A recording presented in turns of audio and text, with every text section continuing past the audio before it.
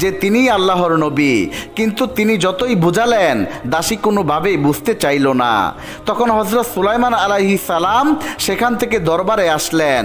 এসে তিনি দেখতে পেলেন জিন সখরা তার সুরত ধারণ করে তার আসনেই উপবেশন করে বিচার কার্য সমাধান করছে এবং বিভিন্ন শাহী কর্মকাণ্ডে লিপ্ত রয়েছে। তখন তিনি তার উজির নাজিরদেরকে লক্ষ্য করে বললেন, তোমরা এ কার অনুসরণ ও তাবেদারি করছো? এ তো আমার সুরত ধারণকারী একজন জিন, আর আমি হলাম আল্লাহর নবী হযরত সুলাইমান। তোমরা তাকে আমার সিংহাসন থেকে বহিষ্কার করো। সে তোমাদেরকে ধোঁকা দিচ্ছে এবং সে আমার সুরত ধারণ করে আমার আংটি চুরি করে আমার সিংহাসনে উপবেশন করছে। জিন সখরা যখন আল্লাহর নবী হযরত সুলাইমান আলাইহিস সালামের মুখ থেকে এই কথাগুলো শুনলো, তখন সে রাজ্যের সৈন্যদেরকে নির্দেশ দিল, এই পাগলটা আবার কোথা থেকে এসেছে? তাকে ঘাড় ধাক্কা দিয়ে রাজদরবার থেকে বের করে দাও। তার স্পর্ধা দেখে তো আমি আশ্চর্যান্বিত হয়ে যাচ্ছি। সে আমাকে বলছে আমি নাকি একজন সুরত ধারণকারী জিন, তার মাথা ঠিক নেই। এক্ষুনি তোমরা তাকে আমার দরবার থেকে বহিষ্কার করো। আল্লাহর নবীর সুরত ধারণকারী শয়তান জিনের কথায় দরবারের সৈন্যরা আল্লাহর নবী হযরত সুলাইমান আলাইহিস সালামকে দরবার থেকে বের করে দিল। কোথা থেকে কি হয়ে গেল হযরত সুলাইমান আলাইহিস সালাম কিছুই বুঝতে পারলেন না। তিনি বুঝতে পারলেন না কেন তার আংটিটি চুরি হয়ে গেল এবং কেন আল্লাহ রব্বুল আলামিন তাকে রাজ্যহারা করলেন। আল্লাহর নবী একেবারে অস্থির হয়ে পড়লেন। এরপর তিনি বাইতুল মুকাদ্দাসে গিয়ে আল্লাহ রব্বুল আলামিনের দরবারে ফরিয়াদ করে বলতে লাগলেন, হে মাবুদ, আমি জানি না আমার কোন ভুলের কারণে আপনি আমাকে রাজ্যহারা করলেন এবং আপনি আমাকে এত বড় পরীক্ষার মধ্যে ফেললেন। হে রহমানুর রহিম, আমি যদি কোনো ভুল করে থাকি তাহলে আপনার কাছে সেই ভুলের জন্য ক্ষমা প্রার্থনা করছি। হে মাবুদ, আপনি দয়া করে আমাকে জানিয়ে দিন কেন আমি রাজ্যহারা হলাম এবং কেন আমাকে আপনি এত বড় একটি পরীক্ষার মধ্যে নিপতিত করলেন। তখন আল্লাহ রব্বুল আলামিনের পক্ষ থেকে হযরত জিবরাইল আলাইহিস সালাম নবী সুলাইমান আলাইহিস সালামের কাছে ওহী নিয়ে আসলেন এবং তাকে বললেন, হে আল্লাহর নবী, আপনার কি মনে আছে ইতিপূর্বে আপনি সাইদুন দুহিতাকে বিয়ে করেছিলেন? অত্যন্ত রূপসী ও সুন্দরী হওয়ার কারণে আপনি তাকে অনেক ভালোবাসতেন এবং তাকে অনেক স্বাধীনতা দিয়েছিলেন। কিন্তু আপনি কি জানেন প্রকৃতপক্ষে সে আপনার ধর্ম গ্রহণ করেনি এবং আপনার দৃষ্টির অগোচরে সে তার পিতার মূর্তি পূজা করত। আল্লাহ রব্বুল আলামিন আপনাকে এই দুনিয়াতে মূর্তি পূজা ধ্বংস করার উদ্দেশ্যে পাঠিয়েছেন, অথচ আপনার বাড়িতেই মূর্তি পূজা হবে। আল্লাহ রব্বুল আলামিন এটা সহ্য করবেন কিভাবে? আপনি যদি একটু খোঁজ খবর রাখতেন এবং তাকে এত বেশি স্বাধীনতা প্রদান না করতেন, তাহলে হয়তো আপনার বাড়িতে মূর্তি পূজার মতো এতটা জঘন্য পাপ সংগঠিত হতো না। যেহেতু আপনার অসতর্কতার কারণে এমনটি হয়েছে, তাই আল্লাহ রব্বুল আলামিনের পরীক্ষায় এখন আপনাকে ধৈর্য সহকারে উত্তীর্ণ হতে হবে। উক্ত কথাগুলো বলে হযরত জিবরাইল আলাইহিস সালাম অদৃশ্য হয়ে গেলেন। হযরত জিবরাইল আলাইহিস সালামের পক্ষ থেকে আল্লাহর নবী হযরত সুলাইমান আলাইহিস সালাম এই সংবাদ জানার পরে বুঝতে পারলেন আসলে ভুল তারই হয়েছে।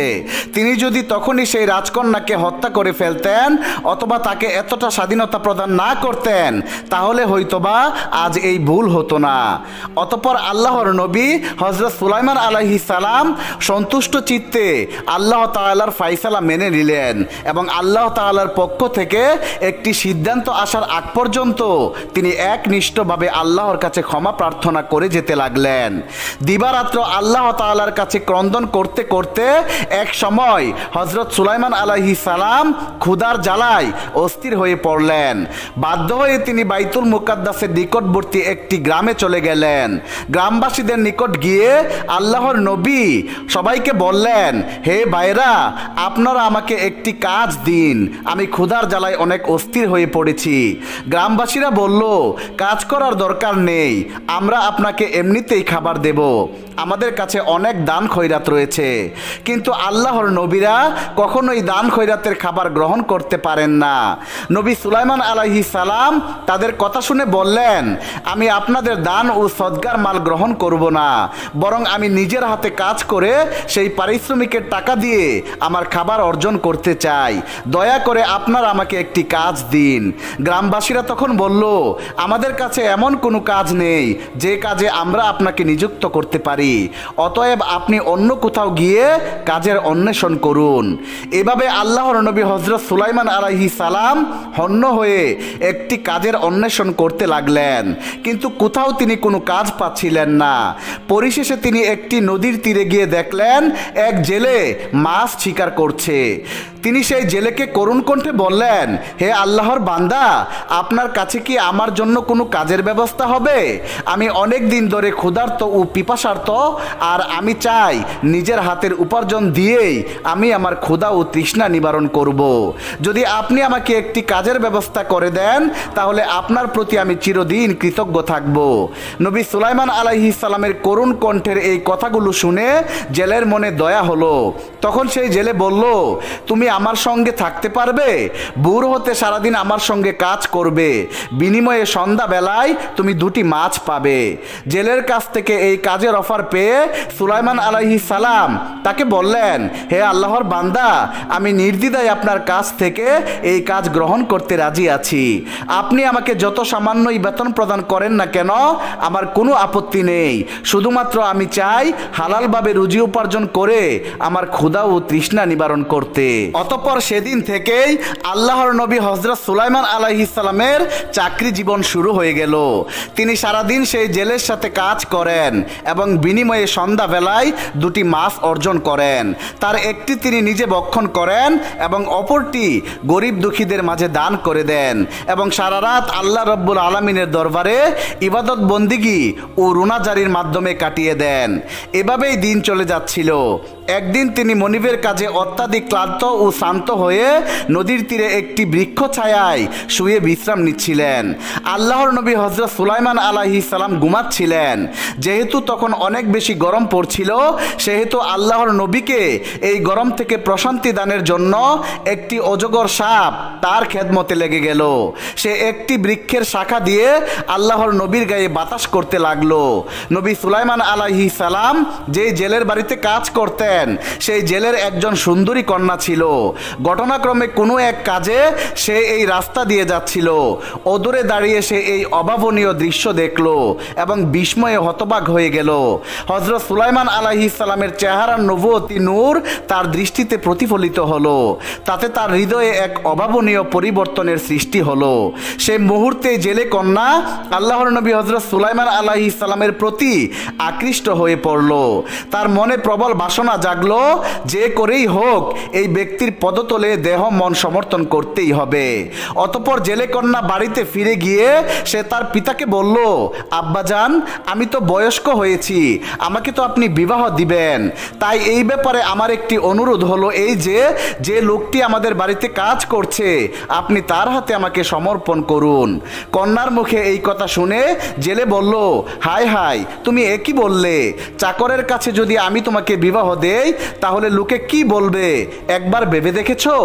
মানুষ আমাকে ধিক্কার দেবে এবং তোমার নামে কুৎসা গাইবে।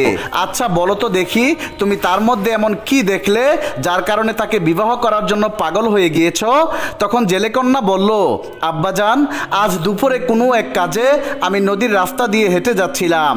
তখন আমি দেখলাম সেই লোকটি একটি গাছের ছায়ায় বিশ্রাম নিচ্ছিল। অত্যাধিক গরম হওয়ায় সে ঘেমে যাচ্ছিল। এমন সময় দেখতে পেলাম একটি অজগর সাপ এসে তাকে বাতাস করছে এবং তার শান্তি ও বিশ্রামের ব্যবস্থা করে দিচ্ছে। সেই সময় আমি তার চেহারায় নবুয়তের জ্যোতি দেখতে পেয়েছি। ও আব্বাজান, এই কারণেই মূলত আমি তাকে বিবাহ করতে চাই, অন্য কোনো কারণ বা উদ্দেশ্য আমার নেই। কন্যার মুখ থেকে এসব অলৌকিক কথা শুনে জেলে বলল, ও আম্মাজান, যদি তোমার কথা সত্যি হয়ে থাকে তাহলে তো এটা একটা বড় সৌভাগ্যের ব্যাপার, আর এমন হলে তার সঙ্গে তোমাকে বিবাহ দিতে আমার কোনোই আপত্তি নেই। কারণ আল্লাহর কোনো নবীর সঙ্গে নিজের কন্যাকে বিবাহ দিতে পারা দুনিয়ার সবচাইতে বড় সৌভাগ্যের কাজ। তখন জেলের মনে বাসনা জাগলো যে তার সুন্দরী কন্যাকে হযরত সুলাইমান আলাইহিস সালামের হাতে তুলে দিবে। পরদিন জেলে আল্লাহর নবী হযরত সুলাইমান আলাইহিস সালামকে বলল, বাবা আমি তোমার কাছে একটি প্রস্তাব রাখতে চাই, তুমি যদি মেহেরবানি করে সেই প্রস্তাবটি গ্রহণ করো তাহলে আমি তোমার প্রতি চিরজীবন কৃতজ্ঞ থাকব। আল্লাহর নবী সুলাইমান আলাইহিস সালাম জেলের কথা শুনে বলল, আপনি নির্ভয় ও নিঃসংকোচে বলুন কি প্রস্তাব আমার নিকট রাখতে চান। আর আমি তো একজন নিঃস্ব ও ফকির মানুষ, যদি তারপরেও আল্লাহ রব্বুল আলামিন আমাকে সামর্থ্য ও তৌফিক দান করেন অবশ্যই আপনার দাবি আমি পূরণ করার চেষ্টা করব। তখন জেলে বলল, বাবা আমার প্রস্তাবটি হলো আমার একমাত্র কন্যাকে আমি তোমার হাতে তুলে দিতে চাই, এই ব্যাপারে এখন তুমি তোমার মতামত ব্যক্ত করো।